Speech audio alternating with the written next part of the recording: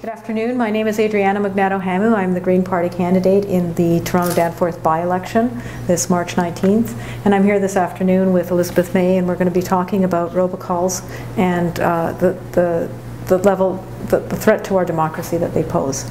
And I have never done this before, so I'm actually going to turn it over right now to the pro. Yeah, although I have to say that my name is Elizabeth May, leader of the Green Party of Canada, member of Parliament for Saanich-Gulf Islands.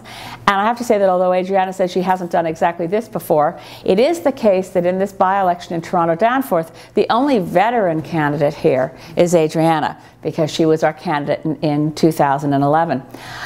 I'm here today to talk with you about the threat to our democracy posed by a crime that was perpetrated. We know that much. We know a crime happened, many crimes, on the May 2nd, 2011 federal election. What we don't know is who committed these crimes, but we do know that they occurred. Attempting to defraud a voter of their vote is a very serious criminal offense. And as a member of Parliament, I've been asking questions, trying to get to the bottom of this. I made a motion to the Speaker for an emergency debate in the House of Commons, and the Speaker's ruling was that as long as it was being investigated by other authorities, we couldn't debate it yet in the House of Commons.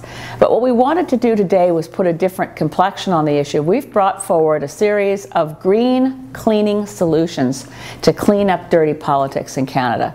We need to see more investigative powers to the Elections Canada officials. They need to be able to investigate every complaint they get in an election. This clearly doesn't happen. We made complaints from Saanich-Gulf Islands. I wrote a letter May 19th of last year to Elections Canada demanding a full national inquiry into the efforts to keep people from being able to find their polling station. So we know Elections Canada can't keep up with this. Since the election, May 2nd, 2011, the only investigation they've opened is into what happened in one riding. But we know that many, many ridings were affected, including my own. So we need to give Elections Canada the tools they need, the investigative powers that they need. And I note that just last week in the House of Commons on a bill where Elections Canada requested the ability to have more resources to investigate complaints, the Conservative members of the committee blocked that request. But it goes beyond this. Yes, we need to find out who's trying to block people from getting their polls, but another tactic of voter suppression is attack ads. If we want to clean up politics in Canada, the Green Party calls for a ban on television advertising, period. You can't distinguish between an attack ad and a non-attack ad very easily. So many countries around the world, and I don't think Canadians realize how many countries ban the use of the airwaves for any political advertising from a political party or from their supporters. We believe this would encourage elections to focus on issues and not on attacks on the personality and on the foibles of one of the other leaders, but actually talk about the issues. So there's a series of things we need to do to clean up electoral politics in this country, and we need to shut down the amount of money that goes into political campaigns.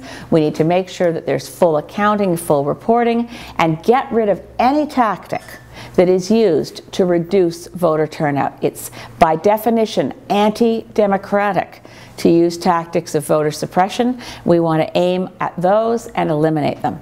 And I don't know if you want to add anything, Adriana, before we take questions? No, I think you said it all. I mean, my concern has been that we have had a pattern of people being concerned about voter fraud and using that as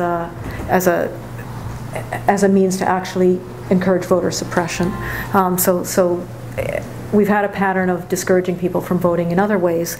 In the last election, introducing a lot of new rules about how to get what you need to vote, and it's actually reduced in the 2008 election, dramatically reduced the numbers of people who turned out to vote.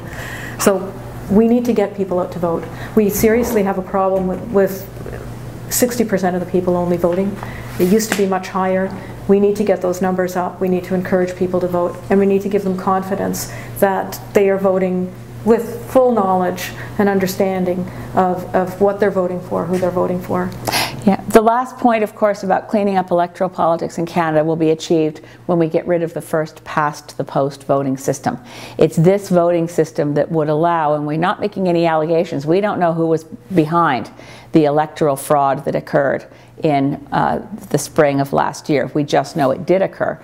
But if we want to look at the incentives that exist under our electoral system, the first past the post system is the only one that would allow a party that got the minority of the votes to get the majority of the seats. And if we actually changed our voting system, there wouldn't be the same motivation potentially for a party to try to win more seats even though it had the minority of votes. And one of the ways to do that, of course, is to discourage the supporters of other parties, or in the case of what happened in 2011, actually defraud them by sending them to the wrong polling stations. That would be less likely to occur in a system with proportional representation.